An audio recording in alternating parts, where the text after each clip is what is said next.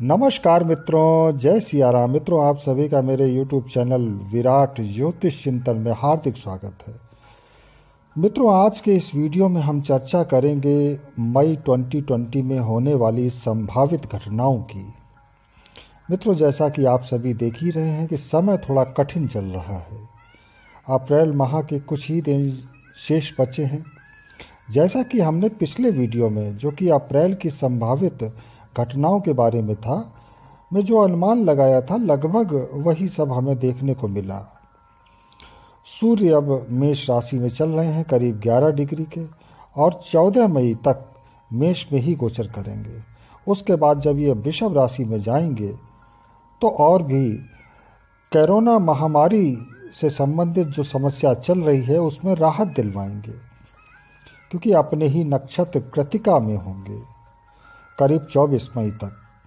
और भारत की लग्न जो कि वृषभ है, इसलिए सूर्य हमारे लिए अनुकूल प्रभाव देंगे। और जैसा आप सभी जानते ही हैं कि सूर्य ही हमें स्वस्थ जीवन प्रदान करते हैं।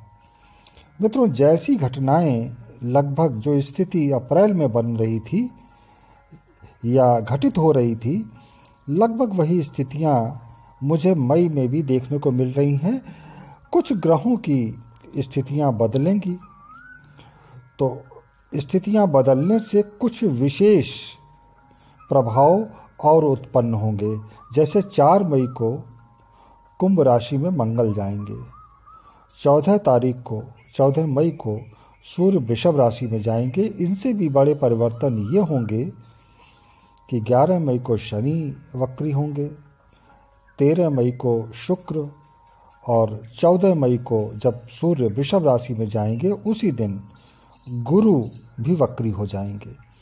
और इनके वक्रत्व का प्रभाव निश्चित रूप से पड़ेगा, और यही विशेष प्रभाव होगा जो अप्रैल से डिफर करेगा मई में।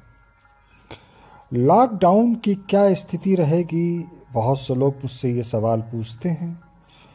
तो अभी तो जिससे भी पूछो, और जैसा सभी का अनुमान है कि ये लॉकडाउन बढ़ेगा, लेकिन मित्रों मुझे जैसा मैं अभी तक समझ पाया हूँ, जैसी ग्रह स्थितियाँ हैं, उस लिहाज से अगर हम देखें तो 3 मई को कुछ बंदिशों के साथ, कुछ प्रतिबंधों के साथ लॉकडाउन खुल जाना चाहिए। लॉकडाउन में राहत मिलेगी, क्योंकि तब तक सूर्यदेव काफ़ी हद तक स्थिति को अनुकूल कर चुके होंगे।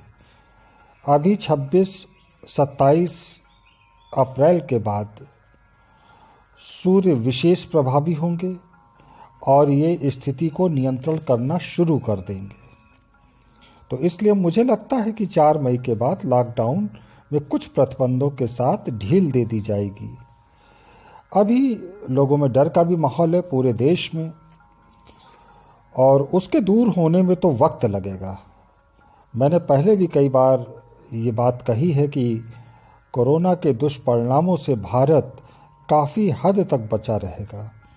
विश्व के अन्य देशों की तुलना में हमारे ऊपर कम से कम इसके कुप्रभाव पड़ेंगे, और ये बात आज 24 अप्रैल तक सही भी है, और आगे भी ऐसा ही होगा, ऐसा मेरा विश्वास है।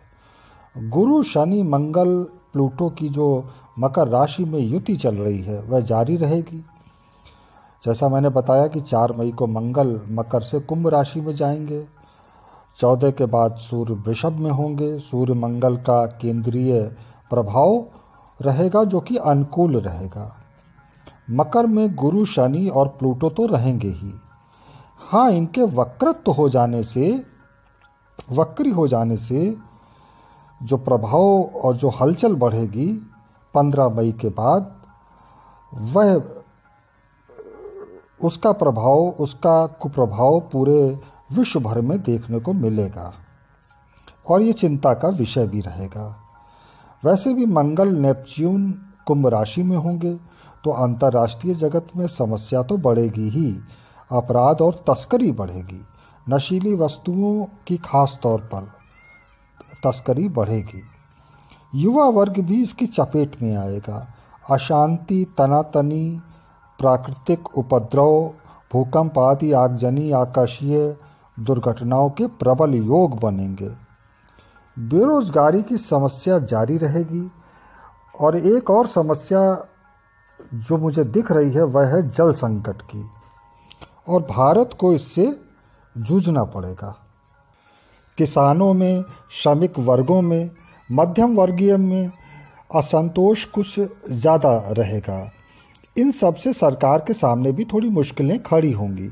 सबसे ज़्यादा मुश्किलें विरोधी दल के लोग खड़ी करेंगे, जो सरकार की आलोचना करने में कोई कोर कसर नहीं छोड़ेंगे। हालांकि सरकार इन सब से शीघ्र ही निपट भी लेगी, क्योंकि सूर्य बलवान रहेंगे मई में एक अच्छी बात जो मुझे देखने को मिल रही है कि भारत में औद्योगिक उन्नति बढ़ेगी। देश धीरे धीरे सही दिशा की ओर अग्रसर होने लगेगा। मई के अंत में कोरोना की परेशानी विश्व के अन्य देशों में बढ़ती हुई नजर आ रही है। हालांकि भारत में इसका प्रभाव नहीं रहेगा, लेकिन जन असंतोष या कहें धार्मिक रूप से असंतोष या तनातनी बढ़ सकती है। सरकार तमाम तरह की दिक्कतों पर विजय प्राप्त करती रहेगी और भारत को अंतर्राष्ट्रीय पटल पर एक ताकतवर देश के रूप में स्थापित करने की दिशा में सफलतापूर्वक बढ़ती दिखाई पड़ रही है। विपक्ष व तमाम तरह के छिपे हुए देश के शत्रुओं को पराजय मिलेगी। 14 मई को सूर्य वृषभ में जाएंगे और इसी दिन, जैसा मैंने बताया कि इसी दिन गुरु भी वक्री होंगे। शनि पहले से ही वक्री हो जाएंगे और ये स्थिति कुछ देशों में आंतरिक अशांति उत्पन्न करेगी।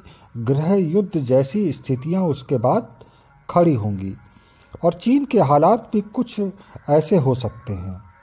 धार्मिक उन्माद तो बढ़ा हुआ रहेगा ही। पड़ोसी देश पाकिस्तान की भी स्थिति कुछ अच्छी दिखाई नहीं दे रही। भारत में भी कुछ राज्यों की सरकारों की मुश्किलें बढ़ेंगी। संभव है कि मई के अंत या जून में सत्ता परिवर्तन भी हो जाए कुछ राज्यों में, या ऐसी स्थिति बने।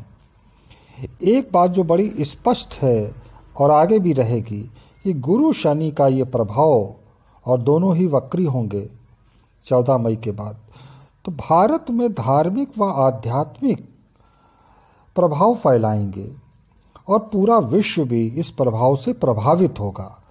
भारत की संस्कृति तथा आध्यात्मिक ज्ञान का जो प्रचार प्रसार है वो विश्व भर में फैलेगा और विश्व से अचंभित होगा। गुरु शनि व शुक्र का वक्री होना मंदी का दौर जारी रखेगा, बल्कि मंदी की समस्या थोड़ी और गहराएगी। तो इस तरह मई के महीने में संभावित परिदृश्य को मैंने आपके सम्मुख रखने का प्रयास किया। मित्रों, अगले वीडियो में पुनः मिलेंगे किसी नए विषय के साथ। तब तक जय सिया राम, नमस्कार।